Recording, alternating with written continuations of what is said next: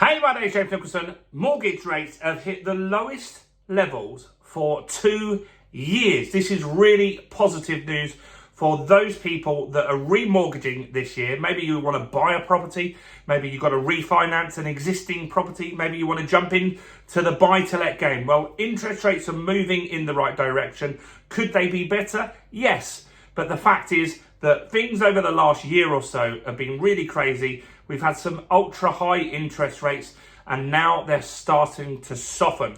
So I'm going to talk about why that's happening. Why did we get these crazy rates? Some as high as 7% recently and much, much more. So before we jump into this, as always, if you haven't done already, do subscribe to my channel over there and hit that bell notification. We've got new property content every single day. And while you're here, smash like, tickle like, do something to that like button because that really, really helps me with the YouTube algorithm. So, mortgage rates. They've been pretty brutal, haven't they, for a little while? And they peaked out last October. And some people, unfortunately, if you came off a fixed deal, and a lot of people did fix some deals last October, some people paid 6.5% to 7% interest. Now, this was the short period of time where Liz Truss was Prime Minister and Kwasi had his mini budget, and it didn't go down too well with the markets. The pound tanked, interest rates went up, mortgage interest rates, meaning swap rates, which banks borrow at, went up. Lenders started to put their costs up significantly, and tons of people got stuck on 7% mortgages. Now, the reason there was carnage was clearly the plan and the budget wasn't very, very good or thought out. But more so was the fact that we were still trying to beat inflation back then. So inflation rose from the target of around 2% all the way up above 11%. And that really, really does impact people significantly. And something needed to be done.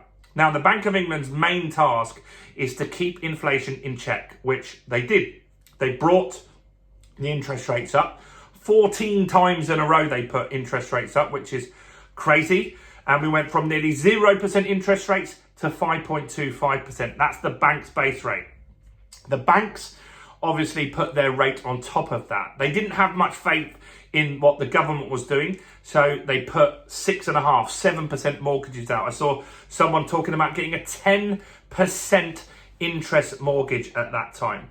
Now, interest rates historically have been around those numbers. So we've had interest rates on average around 6-7% before, but the problem is not that kind of increase. The speed with the increase was really what hit people significantly. Going from 1%, maybe you may have had a deal at 1%, going on to 6 or 7% really would be something that you noticed. And a lot of people suffered because of that. Now, inflation has been tamed. We hit the 2% target in May. We hit the 2% target in June, but it has started creeping up again. And so mortgage rates, the Bank of England did cut interest rates. So the base rate that you pay, or I pay, that was, actually we don't pay, the base rate that the Bank of England set was 5.25, and in August they dropped it down to just 5%. So now they're in that decline process. Now, what we've got to keep an eye on here is the inflation numbers. So inflation is at 2.2% now.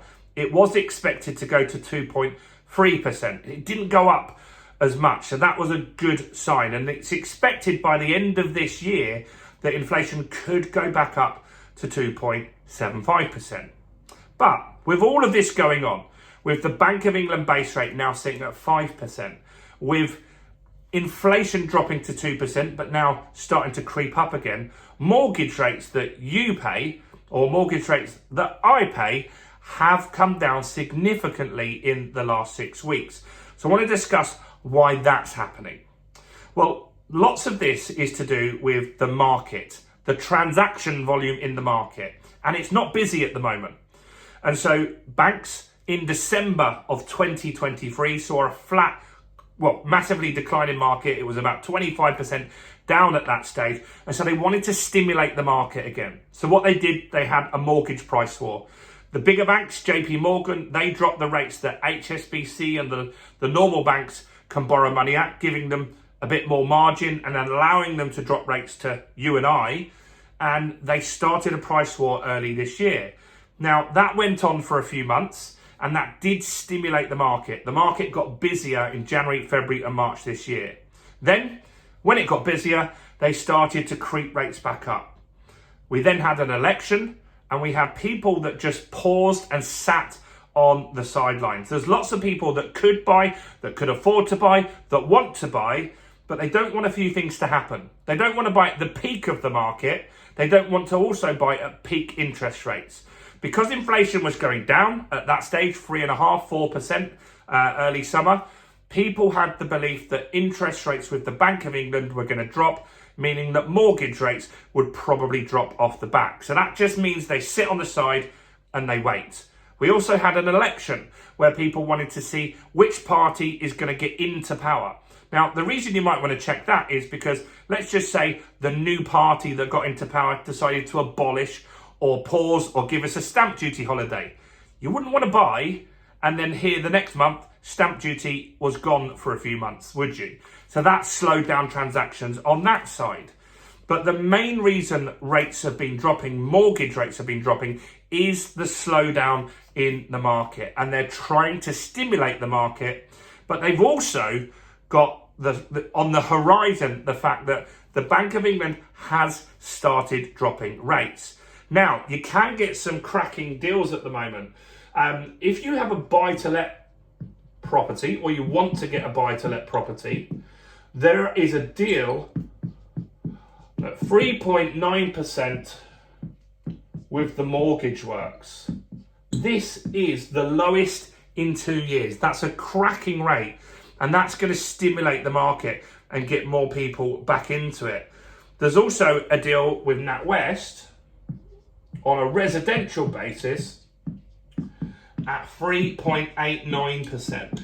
Every day, these guys are fighting. There are better deals coming every single day. Now, I made a prediction video the other day, and I expect that you'll get deals. You got one already below 3.5%, but that does have fees on it, so do check that out. But I expect that you'll get some residential mortgages at around 3.5% by November of this year. Now, that's not massively down from where we are. And I don't feel that next year it will drop significantly more. I think they've already priced in the Bank of England drop. They've already priced in inflation going up and then going back down.